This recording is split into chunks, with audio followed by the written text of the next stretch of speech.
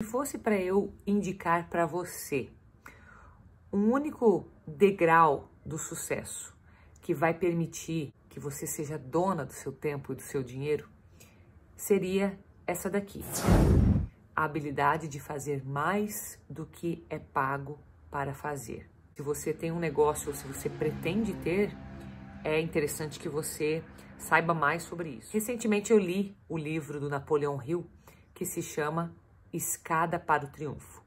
E lá ele lista 17 degraus que ele diz que ao longo de mais de 20 anos de estudo de pessoas que já alcançaram o sucesso, ele destacou como um caminho a ser seguido para aqueles que também querem ter sucesso. E ele dita como sucesso não apenas a questão material, porém, ele diz que é uma forma da gente conseguir visualizar e tornar palpável esse sucesso, mas ele não se resume ao ganho financeiro. E como a minha proposta para você é que você seja dona do seu tempo e do seu dinheiro, e não basta apenas ter tempo e dinheiro, e sim ter a liberdade de escolha de fazer o que quer, eu resolvi pegar um para que você comece a focar. Por que não os 17? Porque eu quero simplificar para você. E se você parar para pensar, o que resume essa habilidade do fazer mais do que foi pago para fazer, ela embute várias outras habilidades dentro dela. Por quê? Primeiro, a gente tem que estar disposto a dar o melhor de si. E nem sempre a gente está disposto a fazer isso. Por mais que a gente tenha a intenção, existem prioridades que podem nos tirar do foco algumas vezes. Existem dificuldades que nós temos e que podem desanimar, nem que temporariamente, mas pode desanimar, pode tirar vamos dizer, a vontade de continuar.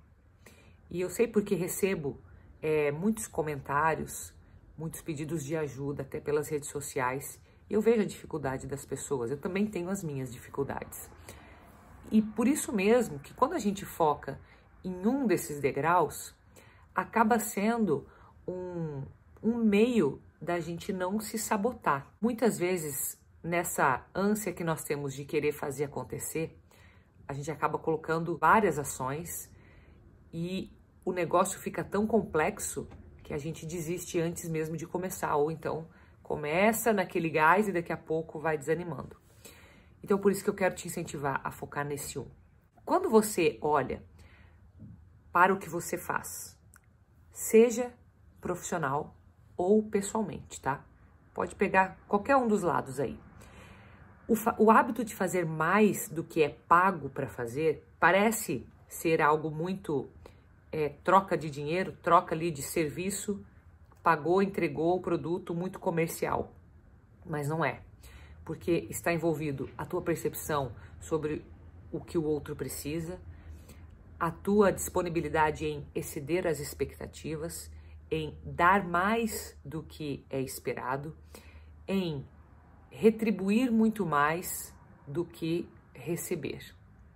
Então, quando você pensa em todas essas nuances que estão envolvidas aí, você acaba desenvolvendo em si mesmo muitas outras habilidades, como, por exemplo, o ato da gratuidade, que é aquilo que antecedeu um dos gatilhos mentais, que é conhecido como reciprocidade.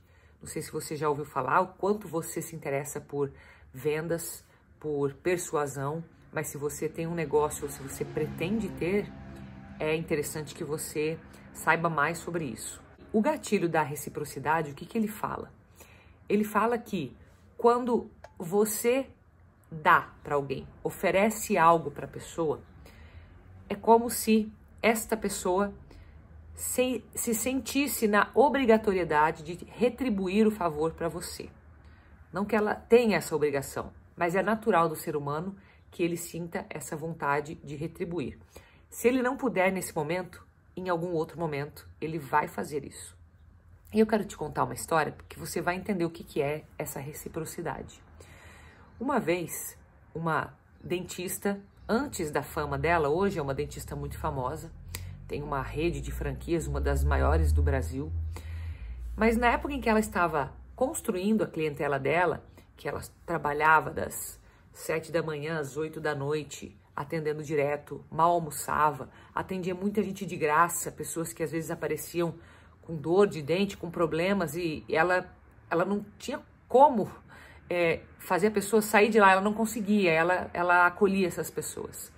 Ela atendeu um senhor que chegou por volta assim de 6 horas da tarde no consultório dela e falou assim: olha, eu queria muito que você me atendesse, mas só que tem um problema, eu não tenho como te pagar.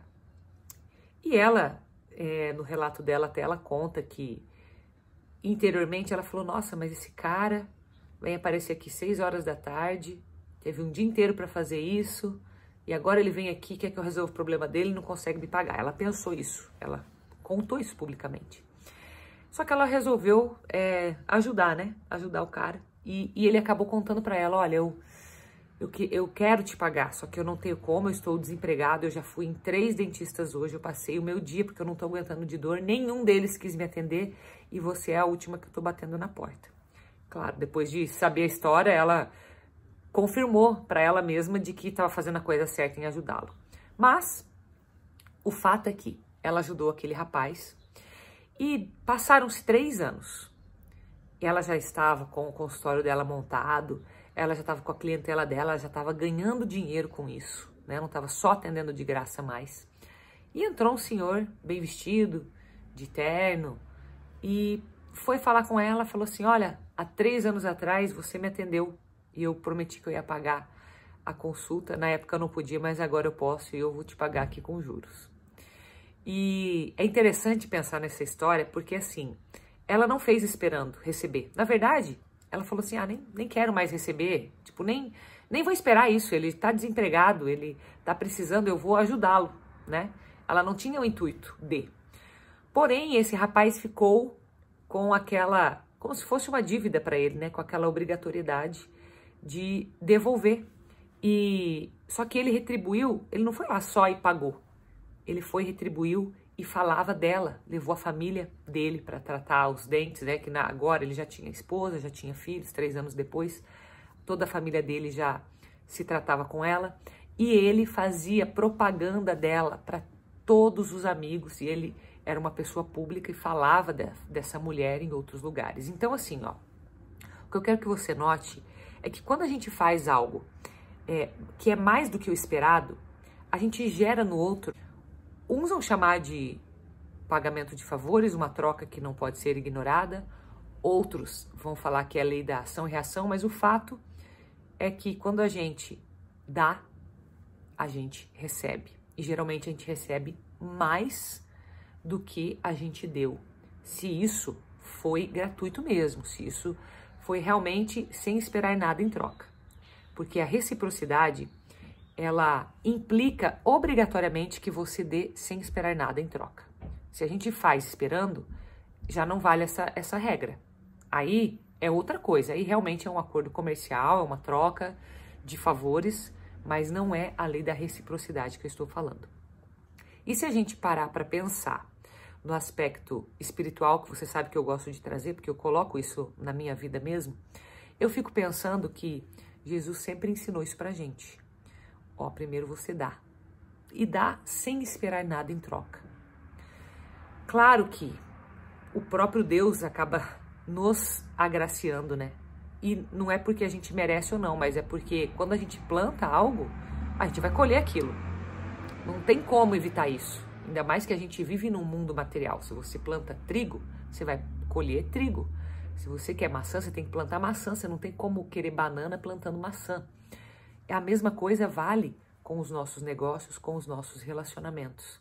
Então, toda vez que a gente pensar nesta frase de Napoleão Hill, de fazer mais do que foi pago para fazer, você vai lembrar de quem?